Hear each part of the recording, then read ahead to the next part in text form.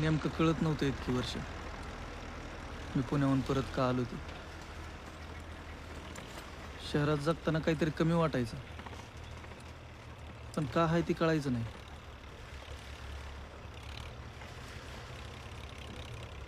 वंजळीतनं पाणी निसटून जावं तसं आयुष्य निसटून जातं.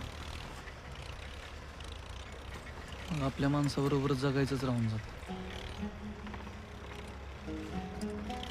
माझं मन लागत नव्हतं तिकडं तुम्हा दोघाला सोडून. माझ्या इकडे येण्यामुळं तुमच्यावरचं थोडं तरी वजं हलकं होईल म्हणून आलोय मी इकडे. शेतात 2 पैसे कमी मिळतील,